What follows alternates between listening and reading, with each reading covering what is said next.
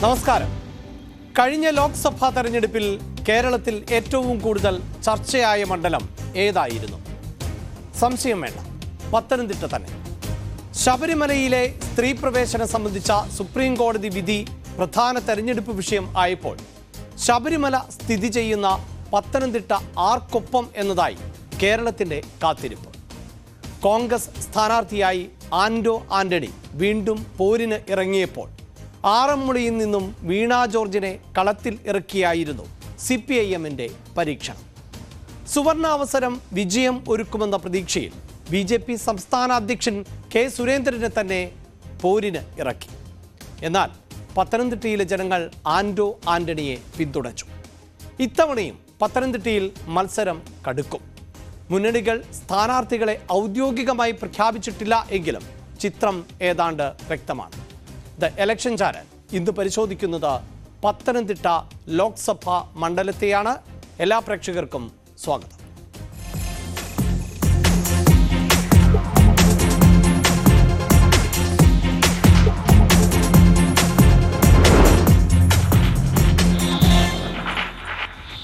The election ചാനലിൽ ഇന്ന് എന്നോടൊപ്പം തെരഞ്ഞെടുപ്പ് വിശകലന വിദഗ്ധൻ കൂടിയായ മനു ഭരത്താണ് ഉള്ളത്. മനു, തെരഞ്ഞെടുപ്പ് ചിത്രം ഏതാണ്ട് വ്യക്തമായിട്ടുണ്ട്. ഇത്തവണയും ആന്റണി തന്നെയായിരിക്കും UDFന്റെ സ്ഥാനാർത്ഥി എന്ന് ഏതാണ്ട് ഉറപ്പിക്കാൻ പറ്റുന്നു. തോമസ് ഐസക് കളത്തിലേക്ക് വരുന്നതോടുകൂടി പോര് മുറുകും എന്ന സൂചനയുണ്ട്.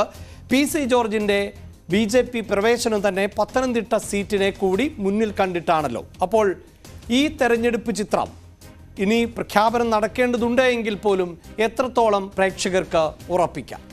ഏതാണ്ട് ഈ 3 പേർ തന്നെയായിരിക്കും സ്ഥാനാർത്ഥികൾ എന്നാണ് ഇപ്പോൾ നമുക്ക് കിട്ടുന്ന ഒരു പൊതുവിവരം. അതെ. എങ്കിലും അവസാന നിമിഷം തിരഞ്ഞെടുപ്പും ഇതൊക്കെയാണല്ലോ, ഏറ്റവും അവസാന നിമിഷങ്ങളിൽ പലതരം മാറ്റങ്ങൾ ഉണ്ടാകും. പ്രത്യേകിച്ച് BJP പലതരം സർപ്രൈസുകൾ ഉണ്ടാകും അവരുടെ പട്ടികയിൽ എന്നൊക്കെ പറഞ്ഞൊക്കെ വെക്കുന്നുണ്ട്. ഏതായാലും PC ജോർജ് തന്നെ തന്നോട് ഇവിടെ കേന്ദ്രീകരിച്ച് പ്രവർത്തിക്കാൻ ആവശ്യപ്പെട്ടിട്ടുണ്ട്, തന്നെ പരിഗണിക്കുന്നുണ്ട് എന്നൊക്കെ പറഞ്ഞൊരു സാഹചര്യത്തിൽ PC ജോർജിൻ്റെ പേര് തന്നെയാണ് ഇപ്പോഴും കൂടുതലായി ഉയർന്നത്. ഏതായാലും പത്തനംതിട്ട പണ്ട് കോടിയേരി ബാലകൃഷ്ണൻ അവിടെ ധൈര്യമുണ്ടെങ്കിൽ നരേന്ദ്രമോദി വന്ന് മത്സരിക്കട്ടെ എന്ന് വെല്ലുവിളിച്ച ഒരു സ്ഥലമാണ്. ശബരിമല വിഷയം കത്തി നിൽക്കുന്നതോടുകൂടി അത് ഒരു കണക്കിന് നോക്കിയാൽ ദേശീയ ശ്രദ്ധ തന്നെ പിടിച്ചുപറ്റി.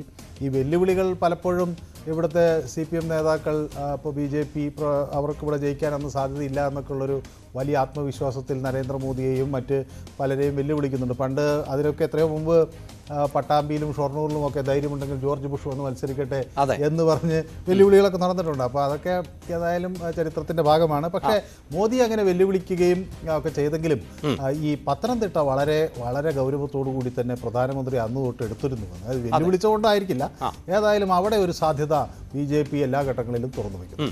ആന്റണി തൻ്റെ ഒരു വിജയം നേടി എന്നത് അദ്ദേഹം 3ാം തവണയും വിജയിച്ച് 4ാം അംഗത്തിനാണ് ഇറങ്ങുന്നത്.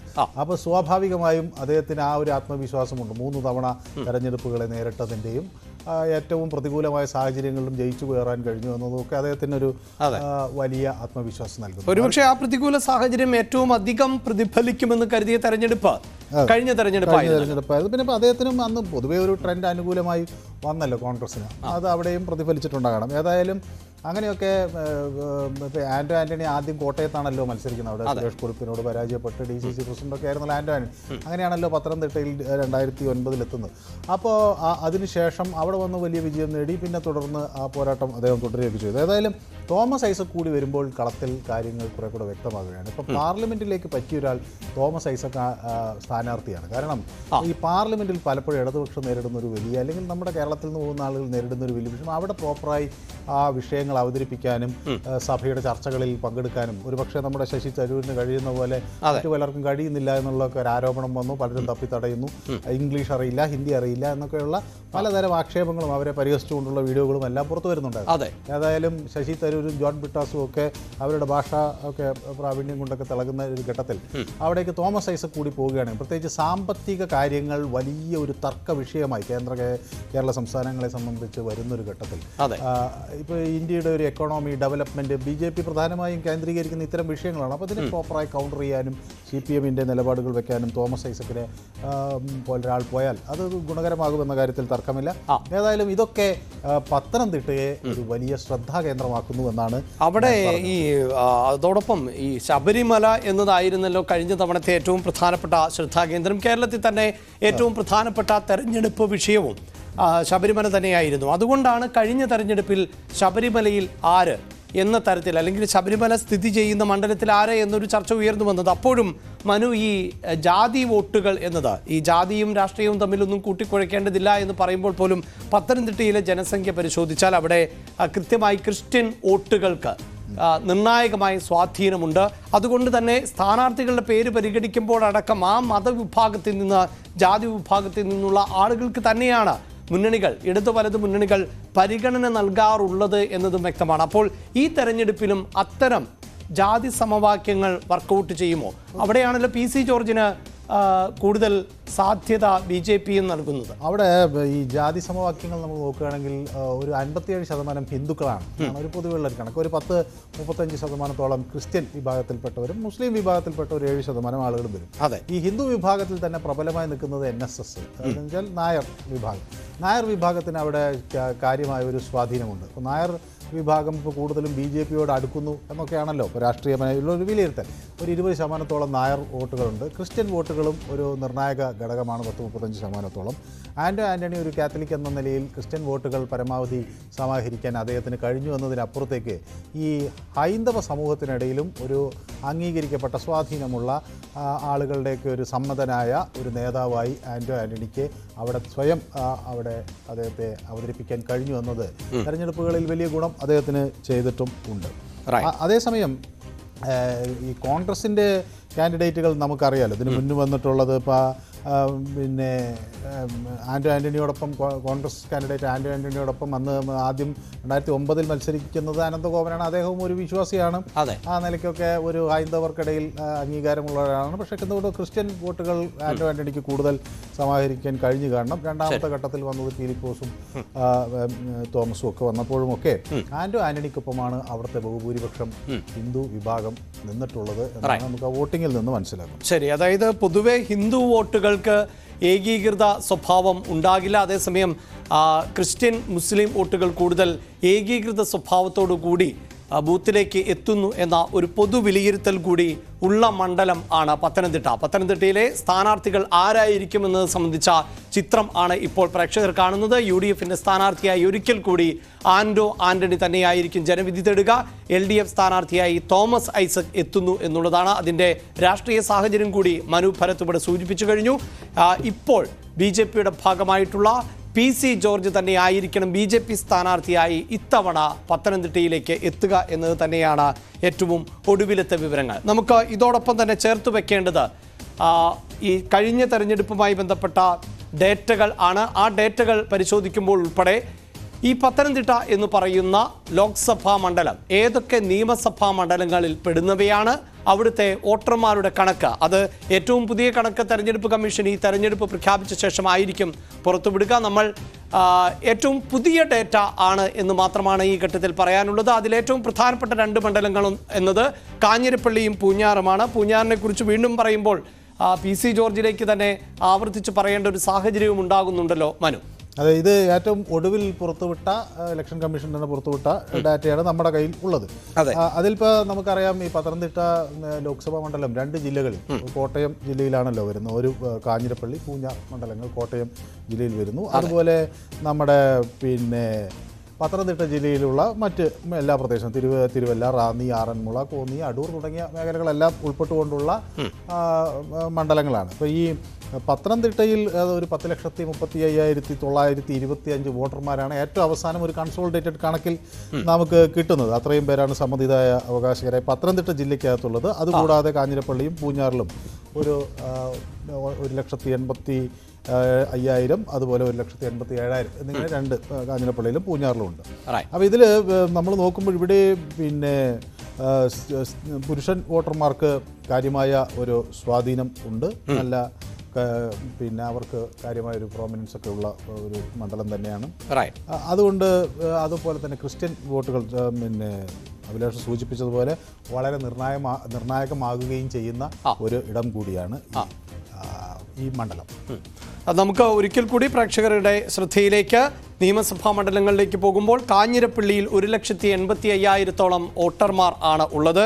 അതേസമയം പൂഞ്ഞാറിൽ അത് 1,87,000 എന്നുള്ളതാണ്.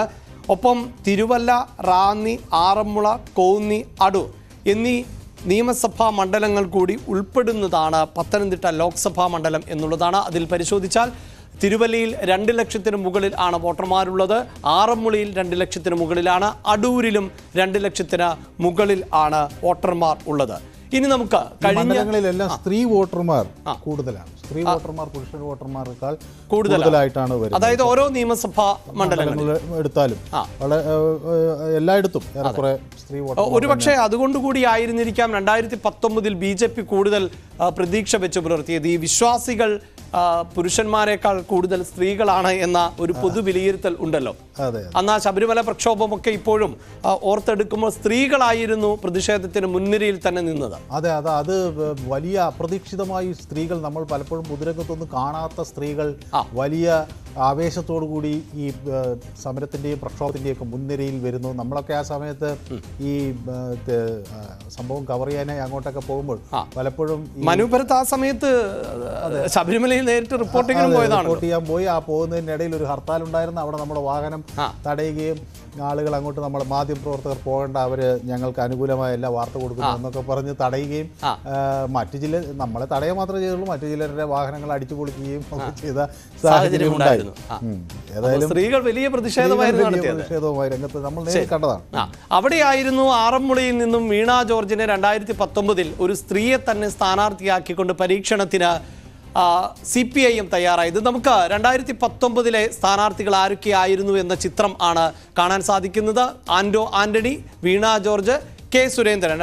2019 ഒരുപക്ഷെ പത്തനംതിട്ടയിൽ BJPക്ക് വലിയ വിജയസാധ്യതയുണ്ട്. BJP ഒരുപക്ഷെ ഒരു ലോക്സഭാ MP-യെ സമ്മാനിച്ചേക്കും എന്ന തരത്തിലൊക്കെയുള്ള പ്രചാരണം, അത്രമേ ശക്തമായ പ്രചരണം, ശബരിമല എന്ന വിഷയത്തെ തന്നെ ആയുധമാക്കിക്കൊണ്ടുള്ള ഒരു തെരഞ്ഞെടുപ്പ് പോരാട്ടമായിരുന്നു BJP നടത്തിയത്. അവിടെ ഒരു വനിതാ സ്ഥാനാർത്ഥിയെ, പ്രത്യേകിച്ച് നേരത്തെ നിയമസഭയിൽ മത്സരിച്ച് വിജയിച്ച പാരമ്പര്യം ഉള്ള വനിതാ സ്ഥാനാർത്ഥി വീണ ജോർജിനെ തന്നെ കളത്തിലിറക്കി. അവിടെ ആന്റണി വിജയിച്ചു. മനു, അതെ, അത് വിജയിച്ചു എന്ന് നമ്മൾ പറയുമ്പോഴും അവിടെ രണ്ട് മുന്നണികളുടെയും, അതായത് LDF-ന്റെയും UDF-ന്റെയും വോട്ട് ശതമാനം താഴോട്ട് വന്നു. അത് ആ ഘട്ടത്തിൽ മാത്രമല്ല, അതിന് മുന്നേയുള്ള മുന്നേയുള്ള തെരഞ്ഞെടുപ്പിലും 2014 തൊട്ട് ആ ഡൗൺവേർഡ് ട്രെൻഡ് നമുക്ക് ഈ രണ്ട് മുന്നണികളുടെ പിന്നെ വോട്ടിംഗ് പെർസെൻറ്റേജിലും കാണാൻ കഴിയും. അതേസമയം BJPയുടെ വോട്ടിംഗ് പെർസെൻറ്റേജ് വർദ്ധിക്കുന്ന ഒരു സാഹചര്യമാണ് ഉണ്ടായത്. ഏതായാലും വീണ ജോർജ് അന്ന് നമ്മുടെ മാധ്യമപ്രവർത്തകയാണ്. അഭിലാഷനും എന്നോടൊപ്പം ഒക്കെ ഒരുമിച്ച് ജോലി ചെയ്തിട്ടുള്ള ആളാണ്. വളരെ എന്താ പറയുക, ഒരു നേതാവ് എന്ന നിലയിൽ വളരെ കൃത്യമായ വലിയ വിവാദങ്ങളിലൊന്നും ചാടാതെ കൃത്യമായ കാര്യങ്ങൾ പഠിച്ച് അവതരിപ്പിക്കാനൊക്കെ കഴിയുന്ന ഒരാളെന്ന നിലയിലും ഒരു നല്ല മാധ്യമപ്രവർത്തക എന്ന നിലയിലും രാഷ്ട്രീയത്തിനപ്പുറം മാധ്യമപ്രവർത്തക എന്ന നിലയിലായിരുന്നു വീണ ജോർജ് കേരളത്തിലടക്കം ശ്രദ്ധിക്കപ്പെട്ടിരുന്നത്. അതെ, അന്നൊക്കെ നമുക്ക് വ്യക്തിപരമായി വീണയെ നമുക്കറിയാവുന്നല്ലോ. നമ്മുടെ കൂടെ ജോലി ചെയ്യുമ്പോഴൊക്കെ ആർക്കും ഒരു കുറ്റവും കണ്ടെത്താൻ കഴിയാത്ത ഒരു പ്രവർത്തനം വീണ ജോർജിന്റെ എല്ലാ ഘട്ടത്തിലും ഉണ്ടായിരുന്നു. അപ്പോൾ നമുക്ക് അങ്ങനെ, അപ്പോൾ അവർ വീണയ്ക്കാണെങ്കിൽ ഈ പറഞ്ഞ ഞാൻ നേരത്തെ സൂചിപ്പിച്ച പോലെ വലിയൊരു ഭാഷാ പാണ്ഡിത്യവും പിന്നെ എല്ലാ ഭാഷകളിലും അതേപോലെ അവരുദ്ദേശിക്കുന്ന കാര്യങ്ങൾ, ജനങ്ങളുടെ പ്രശ്നങ്ങളായിക്കോട്ടെ മറ്റേതായിക്കോട്ടെ, അത് ഉയർത്തി കാണിക്കാനും പാർലമെന്റ് പോലൊരു സ്ഥലത്ത് അവർ ഒരു ഷൈൻ ചെയ്യാൻ സാധിക്കുന്ന ഒരു വ്യക്തിത്വമായിരുന്നു. പക്ഷേ നിർഭാഗ്യം എന്ന് പറയട്ടെ, അവർ അവിടെ ഒരു 44,243 വോട്ടിനാണ് പരാജയപ്പെട്ടത്. പക്ഷേ ആന്റണിയുടെ വോട്ടിംഗ് ശതമാനം കഴിഞ്ഞ തെരഞ്ഞെടുപ്പിൽ 4%ഓളമാണ് UDF വോട്ട് ഇടിഞ്ഞത്. അപ്പോൾ എന്ന് വെച്ചാൽ നേരത്തെ 3,58,000 വോട്ടിൽ നിന്ന് വോട്ട് വർദ്ധിച്ചു. പക്ഷേ ടോട്ടൽ വോട്ടിംഗ് പെർസെൻറ്റേജ് നോക്കുമ്പോൾ, അതായത് 8 ലക്ഷം പേര് വോട്ട് ചെയ്തെടുത്തുനിന്നാണ് നേരത്തെ 3,56,059 വോട്ട് നേടിയെടുത്തുനിന്ന് 10 ലക്ഷം ആൾ വോട്ടർമാരുടെ എണ്ണം കൂടിയപ്പോൾ ആന്റണിയുടെ വോട്ടിംഗ് ശതമാനം താഴേക്ക് വരുന്ന ഒരു സാഹചര്യമാണ് ഉണ്ടായത്. ശരി, നമുക്ക് ആ ഗ്രാഫ് ഡീറ്റെയിൽ ആയി പരിശോധിക്കുന്നതിന് മുമ്പ് 2014 തെരഞ്ഞെടുപ്പിന്റെ ചരിത്രം കൂടി ഒന്ന് പരിശോധിക്കേണ്ടതുണ്ട്. 2014 ലോക്സഭാ തെരഞ്ഞെടുപ്പിൽ UDF-ന്റെ കോട്ടയിൽ നിന്ന് UDF-ൽ നിന്ന് മാറ്റുരച്ചത് ആന്റണി തന്നെ ആയിരുന്നു. അന്ന് എതിരാളി ഫിലിപ്പോസ് തോമസ് ആയിരുന്നു. BJP സ്ഥാനാർത്ഥിയാകട്ടെ MT Ramesh. ഒരു പക്ഷേ ഈ 2014 കെ സുരേന്ദ്രനെ പോലെ തന്നെ BJP സംസ്ഥാന രാഷ്ട്രീയത്തിൽ ഏറ്റവും പ്രമുഖനായ വ്യക്തിത്വം കൂടിയായിരുന്നു MT രമേശ്. ആന്റോ ആന്റണിയെ സംബന്ധിച്ചിടത്തോളം ആ മണ്ഡലം മുറുകെ പിടിക്കാൻ ആന്റോ ആന്റണിക്ക് അന്നും സാധിക്കുന്നുണ്ട്. ആ തെരഞ്ഞെടുപ്പിൽ ഫിലിപ്പോസ് തോമസിനെ പരാജയപ്പെടുത്തുകയും ചെയ്യുന്നു. മനു, അത് ഈ 2014 ആ മണ്ഡലത്തിൽ ആര് മത്സരിക്കുമെന്നൊക്കെയുള്ള ഇങ്ങനെ ചർച്ചകൾ മുറുകുന്നൊരു ഘട്ടത്തിലാണ് BJP-യിലെ പല പേരുകളും അന്ന് ഉയർന്നു വന്നിരുന്നത്. അപ്പോൾ MT രമേശിൻ്റെ പേരാണ് ഏറ്റവും ഒടുവിൽ അവിടെ പിന്നെ ഇതായി വരികയും ചെയ്തത്. പക്ഷേ ഈ LDF-ന് അന്നൊരു സ്വതന്ത്ര സ്ഥാനാർത്ഥി ആണ്. LDF സ്വതന്ത്രനാണല്ലോ വന്നത്. അപ്പോൾ ഫിലിപ്പോസ് തോമസ് അദ്ദേഹം കോൺഗ്രസ്സുകാരനായിരുന്നു. കോൺഗ്രസിൽ 3 തവണ അദ്ദേഹം തെരഞ്ഞെടുപ്പിൽ മത്സരിച്ചിട്ടുണ്ട്. 1996-ലും 2006-ലും 2011-ലുമാണ് അദ്ദേഹം മത്സരിച്ചത്. അത് AICC അംഗമൊക്കെ ആയിരുന്നു. പിന്നെ അവിടുന്ന് അദ്ദേഹം ആ പാർട്ടിയൊക്കെ വിട്ട് പിന്നെ വന്നൊരു ഘട്ടത്തിലാണ് CPM ഇതുപോലൊരാളെ ഇവിടെ ഒന്ന് പരീക്ഷിക്കാം എന്ന് വിചാരിച്ചത്. കാരണം അതിന് എന്തെന്ന് വെച്ചാൽ അവിടെ ഒരു പരീക്ഷണത്തിന് CPM അന്ന് തയ്യാറായതിൽ കുറ്റം പറയാനില്ല. കാരണം അതിന് മുന്നത്തെ തവണ ആന്റോ ആന്റണി ജയിച്ച 1,11,000 വോട്ടുകളുടെ ഒരു വലിയ ഭൂരിപക്ഷം. അപ്പോൾ അതുകൊണ്ട് തന്നെ അത് അവിടെ ഒരു എന്തെങ്കിലും പുതിയൊരു പരീക്ഷണം എന്ന തരത്തിലാണ് ഇത് കൊണ്ടുവന്നത്. അപ്പോൾ പക്ഷേ ഏതായാലും ഈ ഫിലിപ്പോസ് തോമസിന് അന്ന് ഈ വോട്ടിംഗ് ഭൂരിപക്ഷം കുറയ്ക്കാൻ, ആന്റോ ആന്റണിയുടെ ഭൂരിപക്ഷം കുറയ്ക്കാനായിട്ട് കഴിഞ്ഞു. പക്ഷേ അപ്പോഴും ഞാൻ പറയുന്ന പോലെ 2009-നേക്കാൾ LDF-ന്റെ വോട്ടിംഗ് ശതമാനം 2.5 പോയിന്റ് കുറഞ്ഞു. ആന്റോ ആന്റണി ഇതാകട്ടെ 2009-നേക്കാൾ 10% താഴോട്ട് വരികയും ചെയ്തു.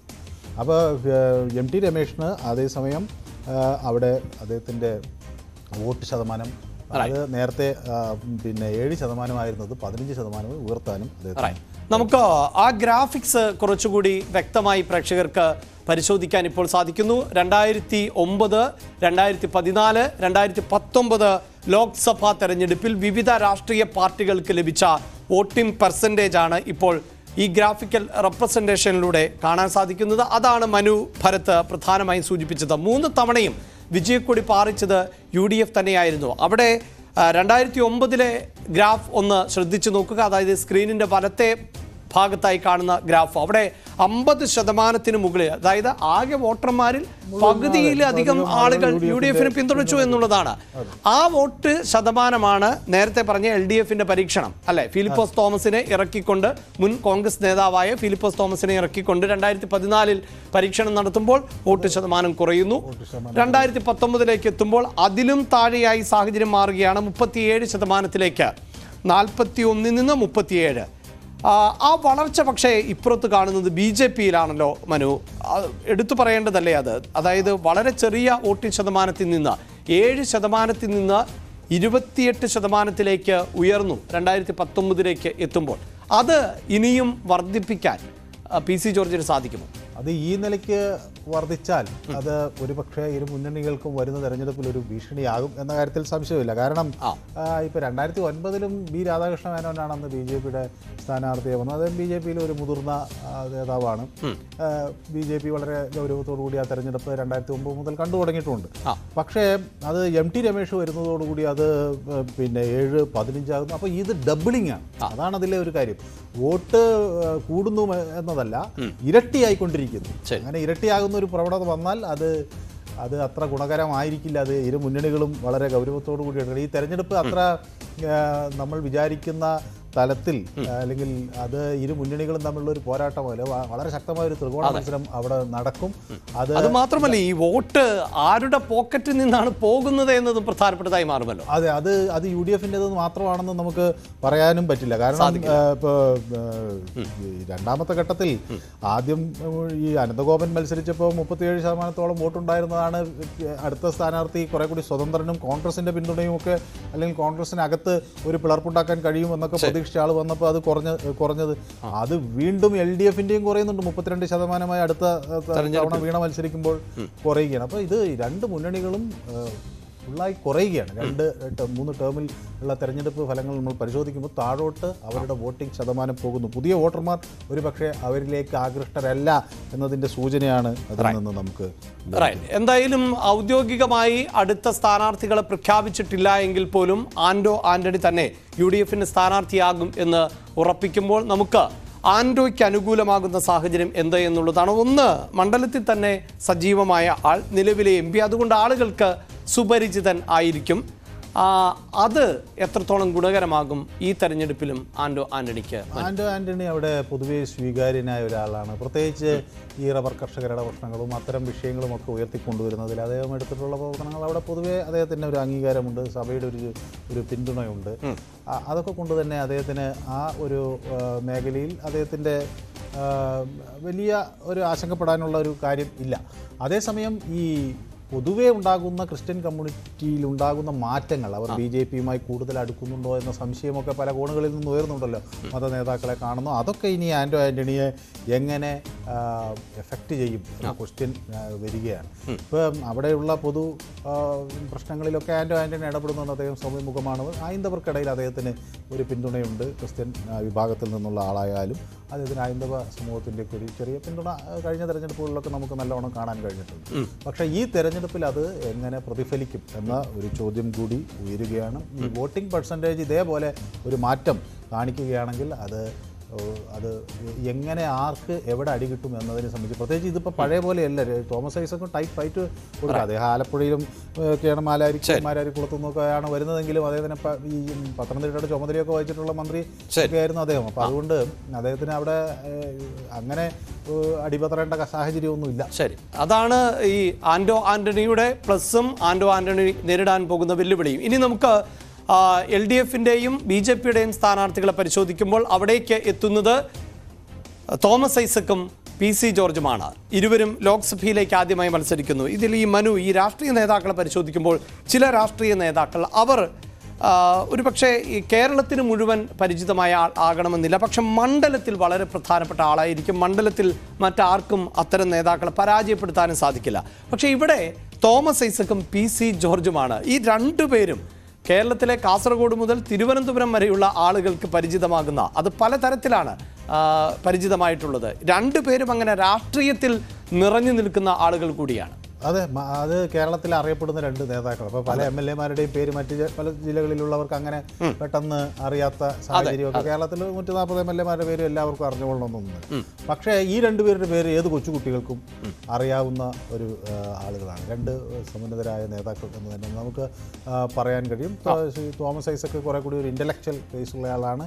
PC ജോർജ് ആകട്ടെ കുറെ കൂടി പ്രായോഗിക രാഷ്ട്രീയത്തിൻ്റെയൊക്കെ ആളാണ്. 7 തവണ അദ്ദേഹം പൂഞ്ഞാറിൽ നിന്ന് ജയിച്ചു. 80 തൊട്ട് അദ്ദേഹം ആ രംഗത്ത് അവിടെ ശക്തനായിട്ടുള്ള ഒരു ആളാണല്ലോ. അപ്പോൾ 77-ലാണ് ഇദ്ദേഹത്തിനെ ഒരു രാഷ്ട്രീയ ഇരുമുന്നണികളെയും പരാജയപ്പെടുത്തിയൊക്കെ വിജയിച്ചിട്ടുണ്ട്. ഇൻഡിപെൻഡൻ്റ് ആയി 2001 അദ്ദേഹം ജയിച്ചിട്ടൊക്കെ. അപ്പോൾ സ്വതന്ത്രനായി ജയിക്കാൻ കഴിയും. പൂഞ്ഞാറിൽ അദ്ദേഹത്തിന് ആ സ്വാധീനമുണ്ട്. കഴിഞ്ഞ തെരഞ്ഞെടുപ്പിലാണ് അദ്ദേഹത്തിന് പിന്നെ ഒരു തിരിച്ചടി ഉണ്ടായത്. ചില പരാമർശങ്ങളൊക്കെ വലിയ തോതിൽ വിവാദമായി.